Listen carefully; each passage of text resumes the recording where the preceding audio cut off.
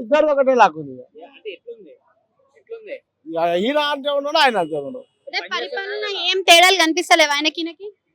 ఏం తెలియదు కనపడుతుంది అంతా ఒకటే ఉంది. ఆయనది రైతుల రాజ్యం అంటే ఈయనది మొత్తం ప్రజాస్వామ్యం అని అంటుండగా మరి తేడాలు కనిపిస్తలేవా? ప్రజాస్వామ్యం అంటున్నాం ఏం ప్రజలకు ఏం చేస్తున్నారు ఇప్పుడు? ఫ్రీ బస్ ఇస్తుండు, ఉచిత కరెంట్ ఇస్తుండు, 500 రూపాయల గ్యాస్ అంటే సన్న బియ్యం. కరెంటు ఎవరికి వస్తుందో పేదలకైతే ఎవరికి అంత లేదు. ఉన్నోళ్ళకే పోతుంది ఉచిత కరెంటు. ఫ్రీ బస్ అంటే అందరు ఎక్కుతున్నారు అనుకో. ఇక కరెంట్ అంటే ఉన్నోళ్ళకే పోతుంది. సిలిండర్లు 500 సిలిండర్లు అవి ఉడక వాళ్ళకే ముడుతున్నాయి. ఎవరికి పేదలకు ఏం ముడతలేవు. అంటే అప్పుడు డబుల్ బెడ్రూమ్లు ఉండే కదా, ఇప్పుడు ఇందిరమ్మ ఇంట్లో అంటారు. మరి డబుల్ బెడ్రూమ్లు అటే మరి ఇందిరమ్మ ఇంట్లో అవి ఉడకటే పోతున్నాయి. అవి ఉడక అలాగే పోతున్నాయి. అవి ఉడక అలా అనుచరులకే పోతున్నాయి. అంటే ఇప్పుడు పేదవాళ్ళకి ఎవరికి అందుబాటులో కాలే ఇండ్లు. ఇంకా కేసీఆర్ అసెంబ్లీకి వస్తలేడు కదా, మరి అసెంబ్లీకి వస్తే ఏమన్నా మార్పు జరుగుతుందా? ఎందుకు వస్తలేడు అంటారు?